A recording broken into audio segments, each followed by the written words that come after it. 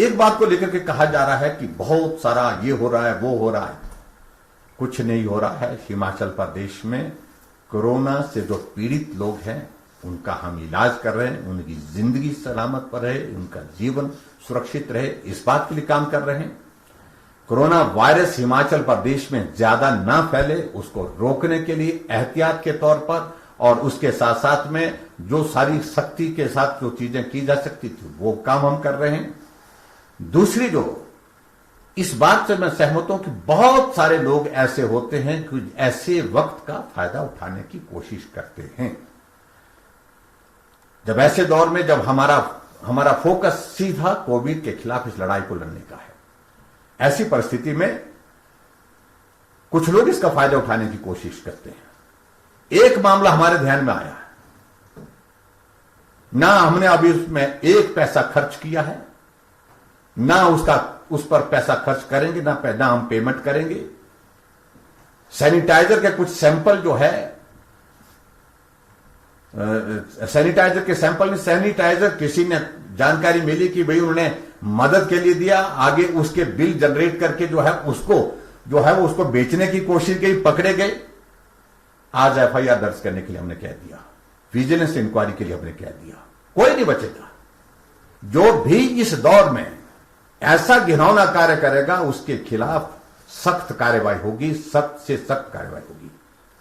FIR दर्ज करने के लिए वो तो विजिलेंस इंक्वायरी सारे मामले में होगी और मैं कहता हूं, दावे के साथ कहता हूं, उन लोगों के खिलाफ जो भी कानूनी कार्रवाई के तहत जो बनता है उसको करेंगे। दूसरी बात, एक और इश्यू को लेकर के बात ध्यान में आई है कि एक नौजवान की जो है वो डेथ जो है वो कहीं से आकर के क्वारंटाइन में थे। अभी उस सारी चीज को लेकर के उनको बीमारी थी या नहीं थी, इन सारी बातों को लेकर के वो जांच का विषय है। लेकिन स्वाद घाट में क्वारंटाइन में रखा गया था उनको, इंस्टीट्यूशन क्वारंटाइन में, और उस क्वारंटाइन में वो गिरने से उनके सिर में चोट लगी है ऐसे बताया गया। उसके बाद बिलासपुर ले जाया गया, बिलासपुर के बाद शिमला लाया गया और शिमला लाते हुए रास्ते में शायद उनकी जो है वो बताया गया कि रास्ते में हुई है, बिलासपुर से तो रेफर किया, ऐसी जानकारी मिली है। लेकिन उनके जीवन को हम नहीं बचा पाए, इस बात का मुझे बहुत दुख है। और यहां शिमला में जिस प्रकार से सारी चीजों को लेकर के जो व्यवस्था होनी चाहिए थी उसमें थोड़ी कमी पाई गई है, उसके जांच के आदेश भी हमने अलग से दिए हैं।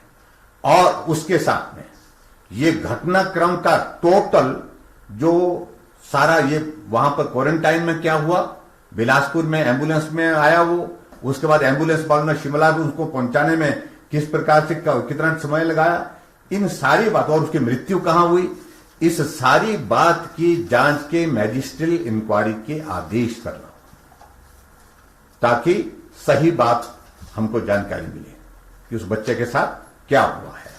उसके परिवार वालों के साथ हम बात भी करेंगे, उसके परिवार वालों को जो वस्तु स्थिति है उसकी जानकारी होनी भी चाहिए। उन्होंने कहा है, उनके परिवार की ओर से शायद इस बात का आग्रह आया कि जो हेल्थ डिपार्टमेंट की जो एम्बुलेंस थी उनके कर्मचारियों ने ठीक तरह से उनके जो है वो नहीं किया, उनके सहयोग नहीं किया उस सारी चीज में, तो उसके कारण जो है उनकी मृत्यु की बात उन्होंने कही, ऐसा मुझे बताया गया। मैंने सारी रिपोर्ट मांगी है, लेकिन इससे पहले मैं मैजिस्ट्रियल इंक्वायरी जो है एडीएम बिलासपुर को जो है इसके लिए जो है अधिकृत कर रहा हूं और उनके माध्यम से जो रिपोर्ट आएगी उसके मुताबिक कार्यवाही होगी।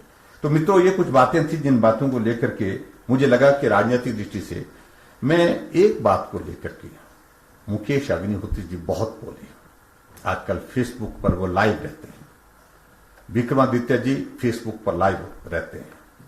मैं व्यक्तिगत रूप से विपक्ष में हैं, उनको बात कहने का अधिकार है।